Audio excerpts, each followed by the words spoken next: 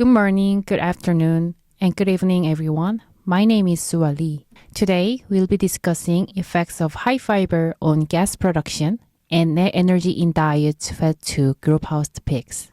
This work was presented in 2024 EAAP Annual Meeting. Energy is the most expensive component when formulating diets for pigs. Therefore, it is important to determine concentrations of energy in feed ingredients to reduce feed costs by maximizing the growth performance of pigs. Equipment to determine net energy values of feed ingredient is available only at a few universities in the world. But the University of Illinois recently constructed such a facility. This facility has a capacity to hold the multiple number of pigs depending on the size of the pigs and is installed with indirect calorimeter chambers that are airtight, which enables us to measure the gas consumptions and productions of pigs.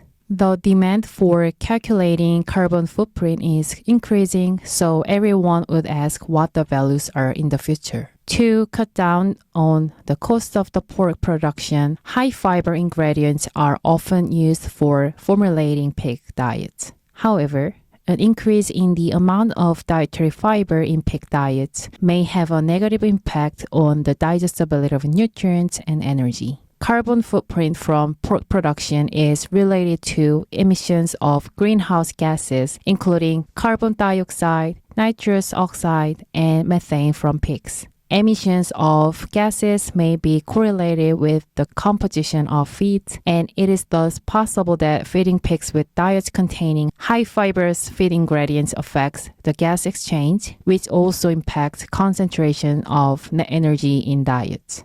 Therefore, the objective of this experiment was to test the null hypothesis that feeding pigs with a high-fiber diet does not affect the apparent thoracic digestibility of energy and nitrogen, retention of nitrogen, and net energy as well as gas consumption and production by pigs.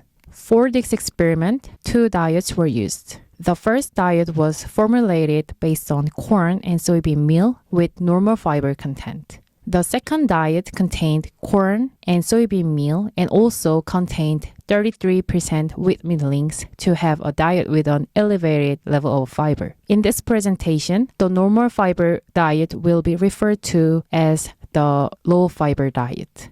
We utilized 24 pigs with an initial body weight of approximately 41 kg. Because there were 6 indirect calorimeter chambers, 4 pigs were housed in each chamber. The 6 chambers were allotted to 2 dietary treatments using a triplicate 2x2 Latin square design with 2 periods to have a total of 6 replicate chambers per treatment. Feces and urine samples were collected for 6 days after 7 days of adaptation using time-to-time procedure. Consumption of oxygen and productions of carbon dioxide and methane were also measured to determine the total heat production. Urine samples were collected during the fasting period, and fasting heat production was also determined. Dried fecal samples were analyzed for dry matter, gross energy, and nitrogen. Urine samples were analyzed for gross energy and nitrogen. The apparent thoracic digestibility and concentrations of digestible, metabolizable, and net energy were calculated, and retention of nitrogen was also calculated.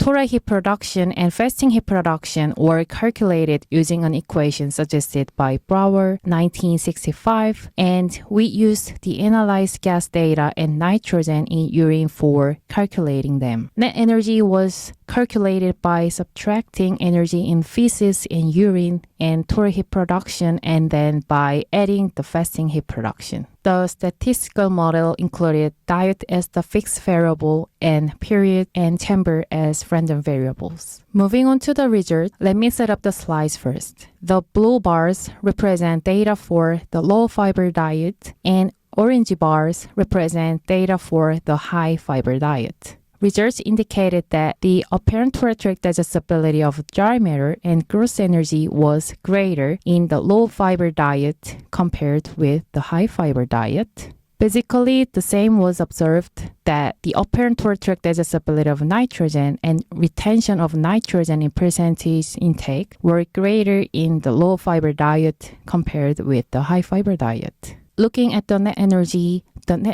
in the low-fiber diet was greater than in the high-fiber diet. The energy and nitrogen data were concepts that we had learned from previous experiments for a long time, so they were not new to us. Now let's look at the gas data. All gas data will be presented per one peak by simply dividing data by the number of peaks in one chamber. This slide shows gas consumption and productions. The consumption of oxygen and production of carbon dioxide were greater by peaks fed the low-fiber diet compared with the high-fiber diet. It may seem that I did not include data for methane, but in reality, the methane production is very low compared with the scales of oxygen and carbon dioxide. Therefore, I have prepared a separate slide for methane production. Even though the bars appear to show a difference, the statistical analysis demonstrated that there was no difference in methane production between pigs fed the two diets. The greater amount of gas exchanges can be explained by greater energy content in the low-fiber diet, as indicated by the greater average daily gain and average daily feed intake of the pigs fed the low-fiber diet compared with pigs fed the high-fiber diet. Because the gas data presented in the previous slide did not account for feed intake, the oxygen consumption and gas productions were adjusted based on the feed intake of pigs to ensure a fair comparison between diets with different feed intakes. When adjusted with feed intake, oxygen consumption and methane production were greater in pigs fed the high-fiber diet than in pigs fed the normal fiber diet, but there was no difference in carbon dioxide production. The higher oxygen consumption and methane production in pigs fed the high-fiber diet could be explained by the increased metabolic effort required to digest and ferment fiber. High-fiber diets increase microbial fermentation in the hindgut, which also increases methane production as a byproduct. Additionally, fiber digestion requires more energy and prolonged digestive activity and thus increases oxygen consumption, which expected the carbon dioxide production to be greater in pigs fed the high-fiber diet because of the higher fiber content. However, this was not observed in this experiment. To reflect metabolic efficiency, the gas data were also adjusted with weight gain of the pigs. The results indicated that no differences in oxygen consumption and carbon dioxide production between the two diets. However, methane production was greater in pigs fed the high-fiber diet. In conclusion, feeding pigs with the wheat millings diet reduced digestibility of energy, retention of nitrogen, and concentration of net energy in diets compared with feeding a corn-soybean meal diet. Because of the increased feed intake,